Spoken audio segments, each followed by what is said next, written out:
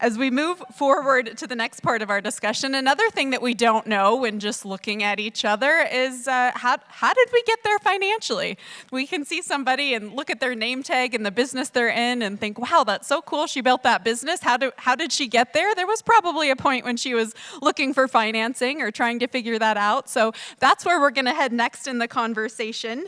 Joining me is Jessica Johnson with Punch & Associates, Crystal Gilham-Otiniya of Aqua Creek Products, and the member of the Montana Women's Finance Cooperative, moderator Becky Seal from JP Morgan Chase. So I'm going to welcome them to the stage, really hoping they're behind the curtain for the Business Finance 201 panel. Welcome them, please. Well, I am really excited to be sitting here with Crystal and with Jessica, and I've got to spend some time with them over the past couple of weeks, and they have so many great insights to provide to you guys today. Crystal, let's start with you. All right. Tell us a little bit about the business you run and how you got there and why you wanted to sit on this panel. Yeah, okay.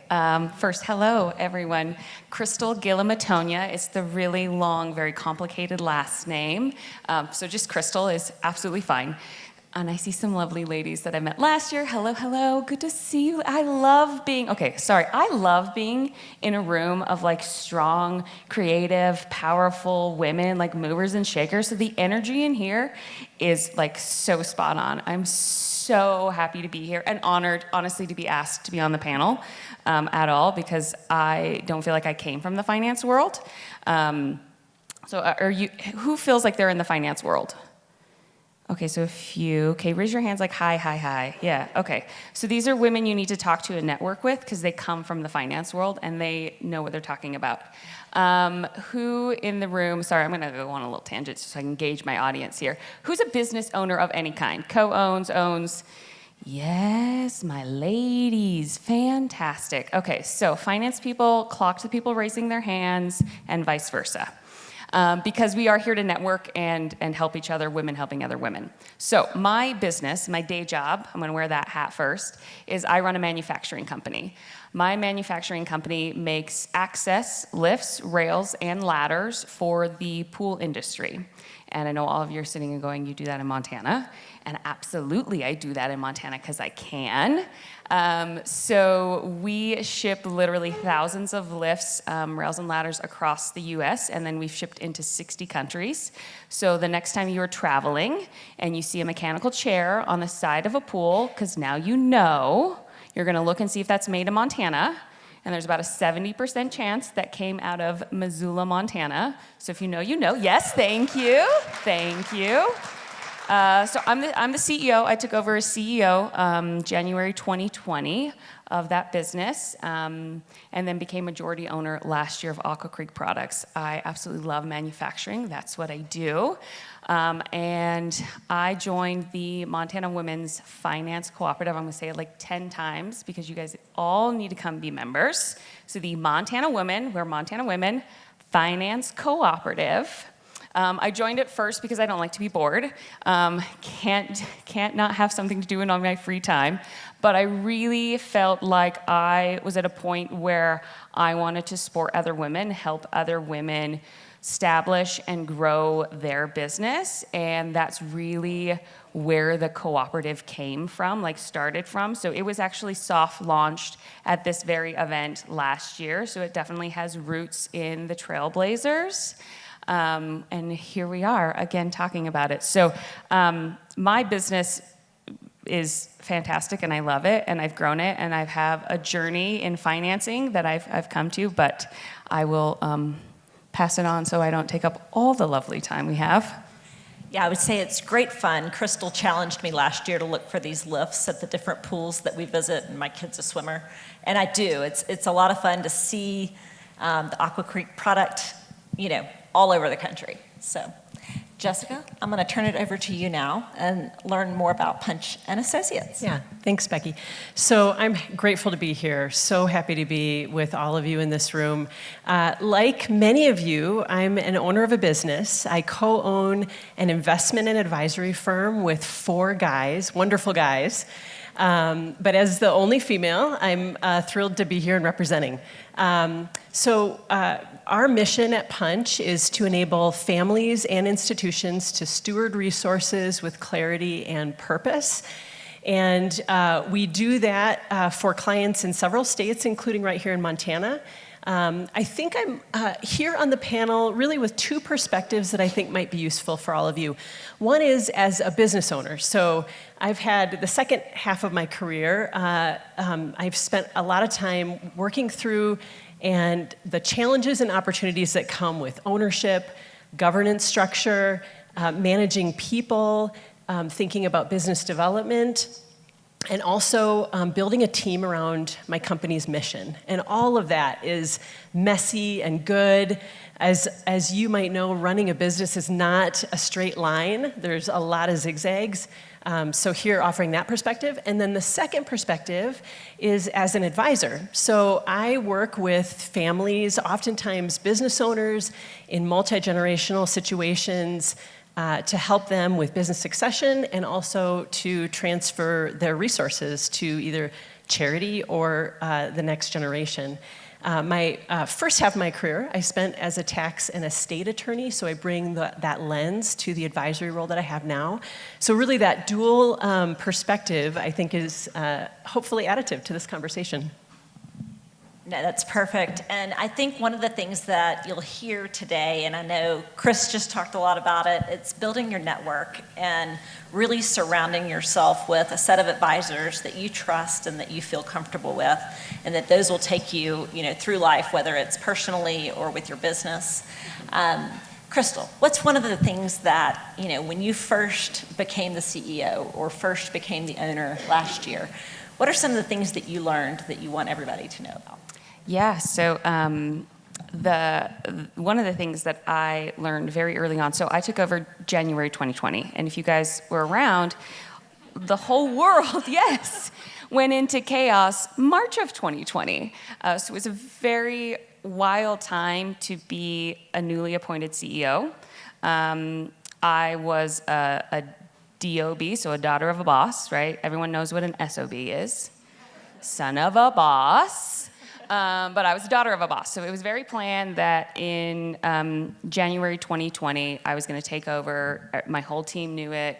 And I remember being in front of my team being like, look, this is going to be such a smooth year for us. Everything's going to be really, really easy. Like, no one's going to notice any changes at all because I've been around the block. It's going to be great. And everything changed really, really quickly in 2 months.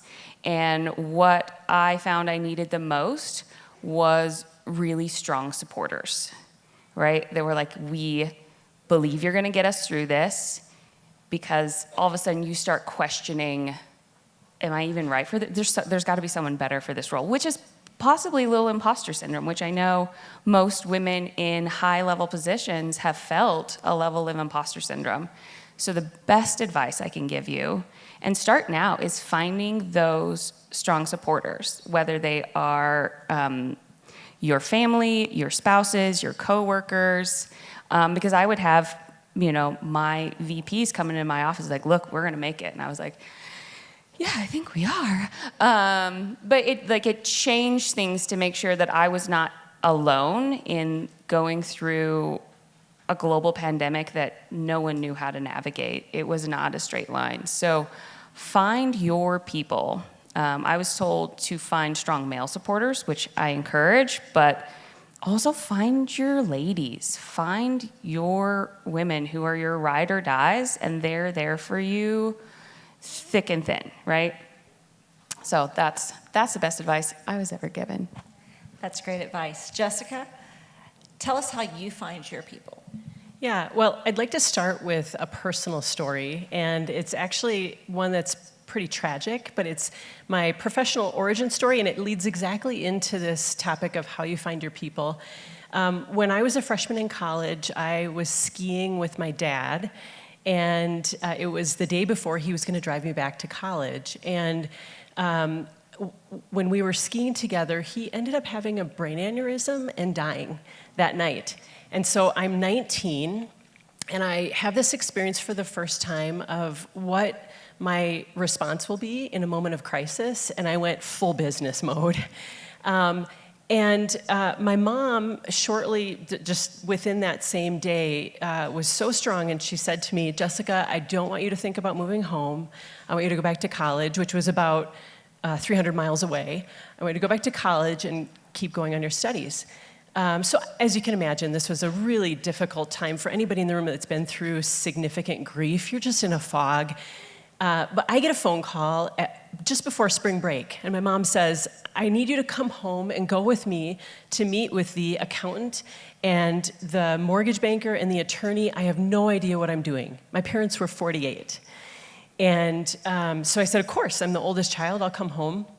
So I went home, we went to these meetings. I knew English, I was a smart kid.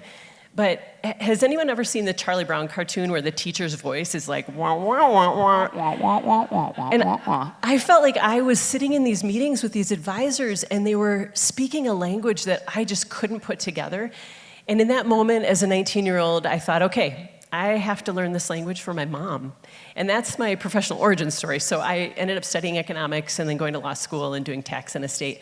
But through that very early lesson, I also realized it's so important to find your people and to find a group of advisors that you can trust and that also are willing to communicate and work together. And if you find yourself working with somebody and it just feels confusing or opaque, I would encourage you to find people that have the heart of a teacher and want to spend time with you working through the growth process, whether it's I'm learning a language, I'm learning about finance, or I need to understand how to manage people, or whomever is in your circle. Work with people who genuinely have an interest in your success and want to break it down and spend the time with you in that process.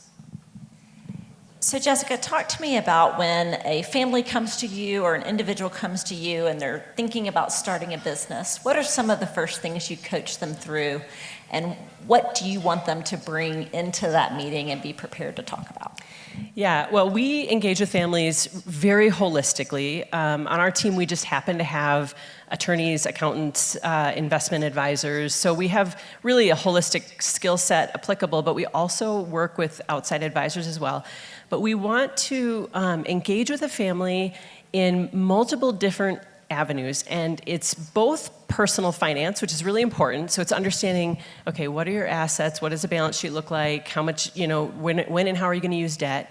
But it's also a conversation about goals and values. Those are really important elements.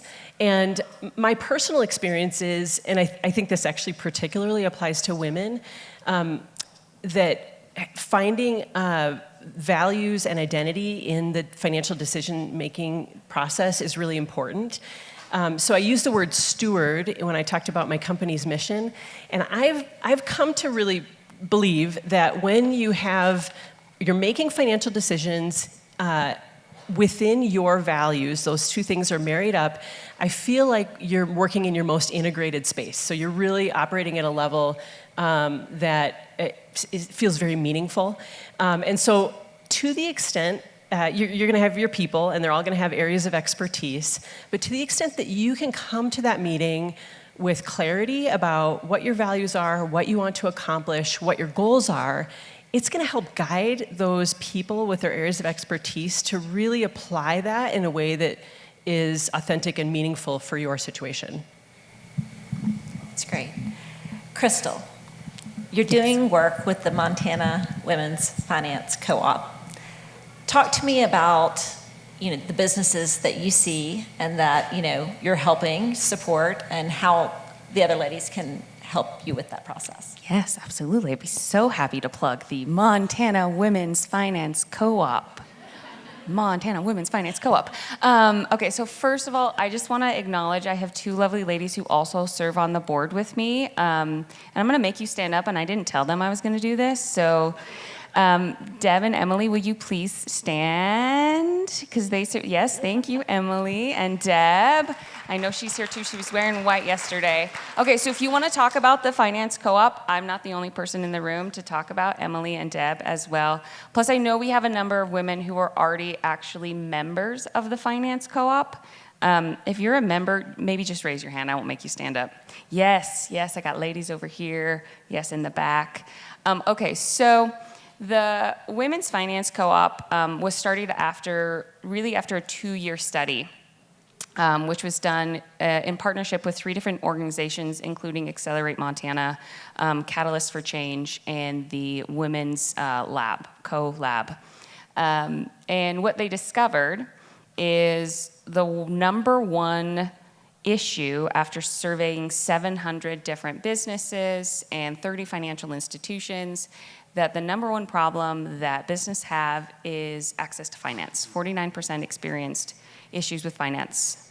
And then secondly was marketing, and that was 43%, then staffing and location, and so on and so forth. So even with everything that was already available, everything that's already out there, which there are great financial institutions. Thank you, JP Morgan Chase, for sponsoring today, last night.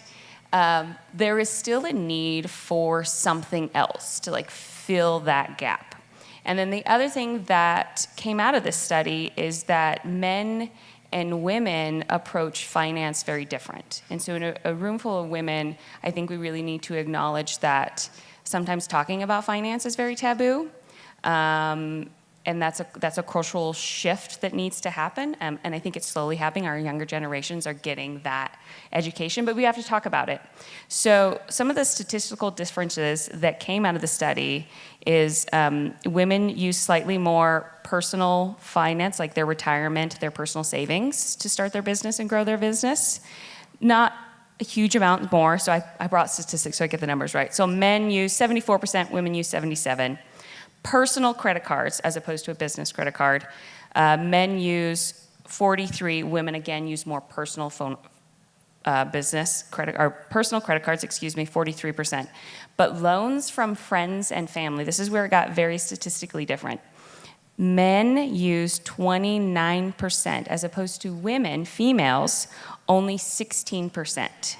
And I think when I look at that, and they didn't do like a follow-up question, why aren't women getting loans like men are getting loans from friends and family? And I think we aren't making the ask in the same way to lean on our network and our people, because it is a little bit taboo to ask about money, right? So that was a wild difference. Business credit cards, again, men are using more business credit cards, women less. And then secured business loans from like a bank, a credit union that you're using collateral for. This was the other wildly different one. Men 27%, where females only 11%. So men are using our financial institutions at a rate 3 times that women are using them. Which is a very different approach that us as women in this room are taking. So when all this came together, there was really like, we need to do something and provide another place for that. So that's where the Montana Women's Finance Co-op was started. And really what we're trying to do, we haven't even been around for a full year yet. Right now we're looking for investors, women trying to help other women. And it is a revolving loan fund. So it's a lot of micro lending. So the money's going out and coming back in. And we're helping women who really want to start a business or grow their business, which there's so many lovely business owners in here, which I'm so pleased to see. So everyone in here can and should be an investor. But if you also know a business, it's like that would be perfect for them. Also, look it up. We've had a number of women interested in financing. We're mere weeks, hopefully, from having all of our documents in a row where we can make our first loan, which should be in the next month or 2. And Emily can correct me on that if I'm off a little. She's like, we're good. Okay, good.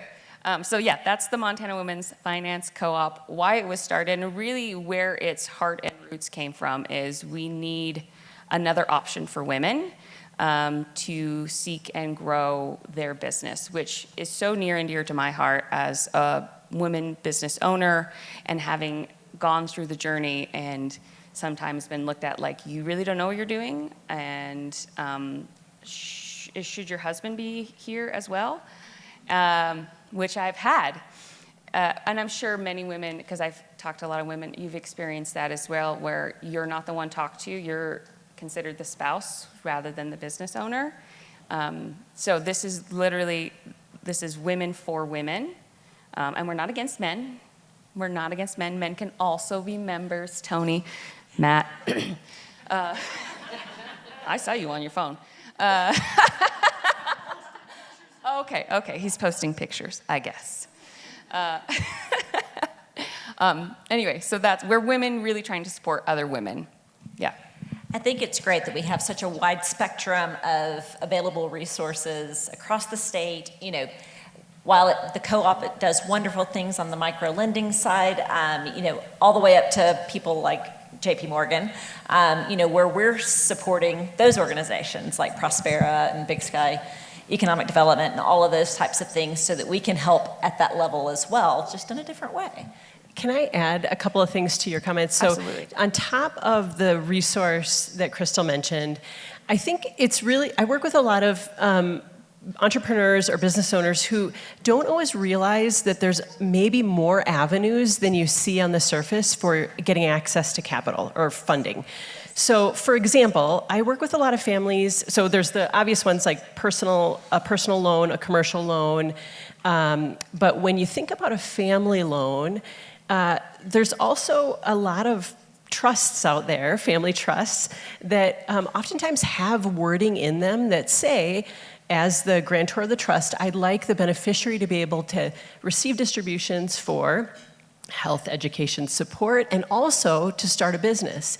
And if you have good family communication around your family's wealth transfer plan, then it's possible there's some resources available in your family to lean on, not just a personal loan from mom or dad, but potentially a loan from a trust of which you're a beneficiary or a distribution from a trust.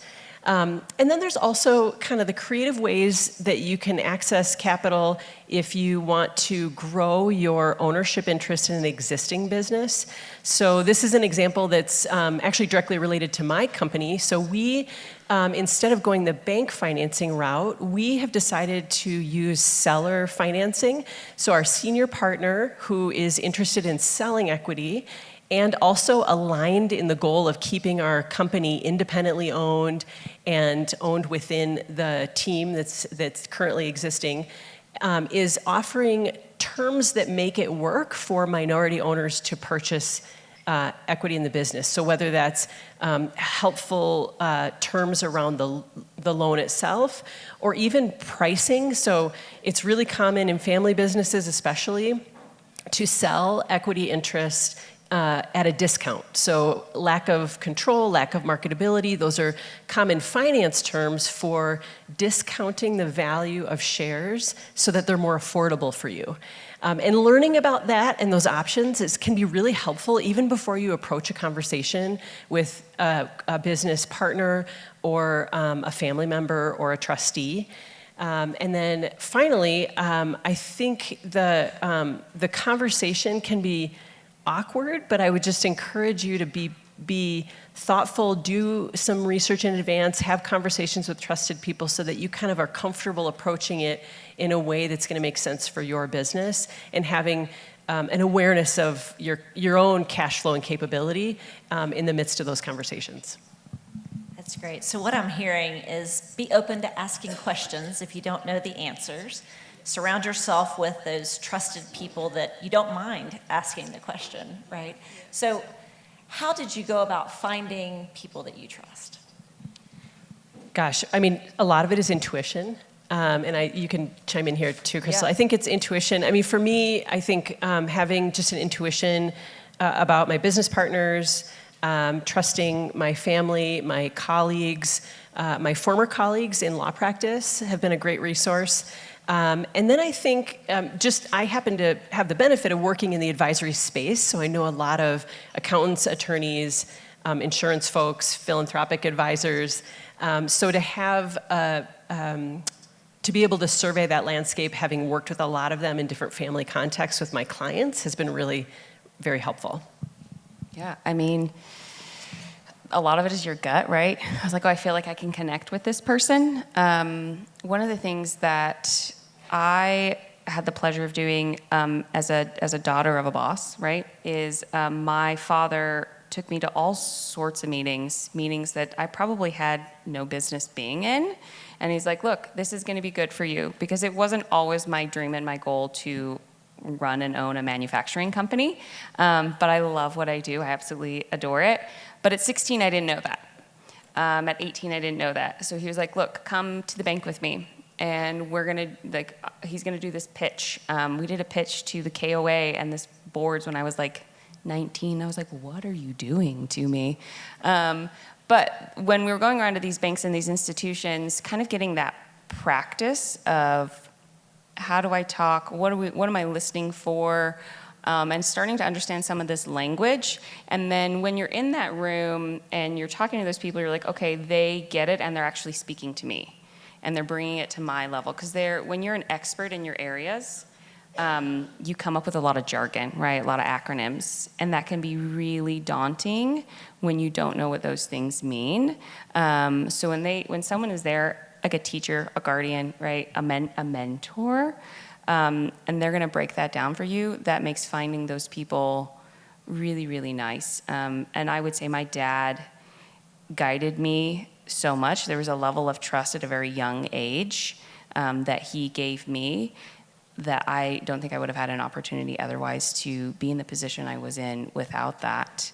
And, you know, he's financed my buyout of the company at a discounted rate. And again, knowing a little bit about the jargon and the lingo of how that could and should work, took going to many of these institutions and talking to a lot of different people before we could sort of figure out what we wanted that to look like. So I guess other advice to give, if I can, a little on a tangent, is if one of these places is telling you no, that should never be the end, right? Rule of 3, at least go to 3 places, at least talk to 3 different people. About whether this is finance or, you know, a lawyer or an advisor, whether you're talking about estate planning or otherwise, go to at least three different people, because that first one may not be your person, but by the second or third, you're like, okay, now I have a better gauge of what I want to see and what I'm looking for. And they all have different goals and different things they're trying to achieve at that time as well. So finding that fit that's both good for them and good for you.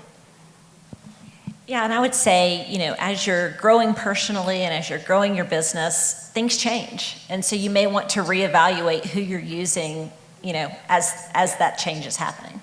Yeah. So now, Crystal, you've made me very curious as to what you would have done had you not been running a manufacturing company. I would have gone into theater. You know, I really don't know. So when I've told these ladies a little bit. When I graduated from college, I went to the University of Montana. Go Grizz.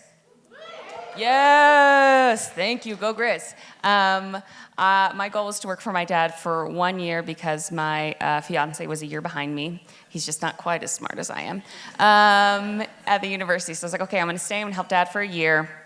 And then I'm going to go off and I'm going to find my path in the world, right? Maybe I'll go to Seattle. Maybe I'll go to a big city. Maybe I'll go to Washington, D.C. I was like, but I'll figure it out. I have a degree. I'm pretty smart, pretty quick about things. And the year after I graduated, the ADA accessibility laws passed nationally for swimming pool access, which was a wild explosion of our business overnight. There were 3 companies nationally, maybe 5 in the entire world that build the product that we build. And so we went from being an extremely small business, like 12 people strong, to exploding. And at the ripe age of 22, I had a team of 10, most of them older than me, coming in with a level of expertise. And that outside factor, I was the right age, the right time, the right education to like, okay, well, I'm going to grow right now, right? I was put in a leadership position very, very young. And then after that, I just kept making more steps to that path, seeing that this was really a wild opportunity that had been given to me that not everybody is given. So maybe theater, but Maybe I would have been a rancher. I keep chickens. I keep bees. We have 2 pigs, and anyway, I think I could have been happy in a lot of things, but really grateful for the opportunities that I was given. And again, the reason I joined this co-op is I'd love to be able to give other opportunities to other women who are seeking their own path. As we start to kind of wrap up, think about one thing that you want everybody to know. Well, I have 2, if it's okay. So 2 quick things. One, Okay, it's not. I attended a luncheon. This was a few years ago, and it was at a large law firm. They were putting this on. It was the panelists were women who had founded, grown, and sold their businesses, and they were telling their stories. And this was right after what was that Sheryl Sandberg book, Lean In, came out, and there was kind of this rah-rah moment of women really, how do we do this? And it was so fascinating because one of the women on the panel that had sold a business said, I felt like all along the way I kept getting advice that I needed to be more like a man. And she said, I realized I really became successful in my own way when I decided I don't need to be more like a man. And this is, you guys have probably heard this before, be more aggressive in your ask, or all sorts of characteristics that we normally associate with maleness versus femaleness. And this is all exchangeable in just one person's opinion, but I found it very refreshing to hear her say, I found my own authentic way to enter into conversations about growing and building my business. And I just felt really comforted by that. Oh, wow, she's really naming something a pressure that I've felt in my law career and in my business. And then the other thing I would offer, have you guys read that book, Dare to Lead by Brené Brown? In that, the most impactful thing for me from that book was when she talked about how vulnerability can actually be a strength. And I think a lot of us, especially when we're unsure or nervous or know that there's a lot of risk, we're really afraid to show vulnerability. And I think there are the right people, the right advisors, and when you find your people, are going to listen and invite vulnerability and invite you into conversations where you can just sort of lay it bare in moments when you're like, I'm at my wit's end. I don't know if this is going to work. I don't understand what's happening here. Why did this person that's key to my business just quit, and I feel like I have a blind spot? There's all these things that come up in your squiggly line journey to success for your business. And I think I would just encourage you to consider just the importance of vulnerability, or that it can be a strength. I'm going to very much springboard off of what you said, because I sort of had this aha moment many, many years ago. I was part of a business group. I was the youngest one in there by a decade, and the only woman in the room. And I won't name the group because I'm no longer a part of it. And we went around, we've done personality tests. Who's done a personality test, right? So you know your archetype, you know if you're DISC or a, EIFNGQRS, all those things, right? So this guy came in and we'd all done these personality tests, and he sort of was going around the room and he was picking on people. And he came to me and he says, what's your biggest problem? I says, my biggest problem is I really need to learn how to lead like him. And I motioned to my dad. And he goes, absolutely not. And I was like, okay, great. That's not making many friends in this room. And he goes, of all the personality types in here, he goes, you are a supporter. That's what you are. He goes, and that's going to make you one of the greatest leaders in this room, because you are here to support the entire team, and you're going to do that quieter than a lot of other people, but you're going to have such buy-in if you lean into who you genuinely are, right? So don't try and be someone you're not. I can't be a 6'3" man, which is my father, and walk into the room with the same presence he can. So when I sort of went, oh, okay, I need to be my own true, genuine person. I'm not going to come in with intimidation. I'm going to cry in my company meetings when I read Make-A-Wish letters and we've helped a kid who could swim. Like, that's my heart. And when I can show my heart and my passion, that's going to make me such a better leader and such a more dynamic person. And then I'm not feeling this imposter syndrome, right? That I'm trying to push to be something that I don't really want to be, that I'm not, right? I am a fairly young CEO. I run a manufacturing company in a place I shouldn't be running a manufacturing company, but I genuinely love that and have a passion for that. And to lean into your true self, right? And maybe you're really direct. That's how you should be. Be direct. Say what needs to be said. Maybe you're like, I'm a great listener. That is my gift in life. And we all have gifts in this room. And they're all wildly different, right? Lean into your gift, and that will lead you to such greater success. Yeah, I think being authentic and really understanding where you want to go is so important, and just allows you to get much further in life if you're not trying to do things that you don't enjoy. And we'll open it up for questions here in a minute. But I think I keep hearing the Drew Holcomb song, "Find Your People." Yes. That should be somebody's walkout song today. But do we have any questions from the audience?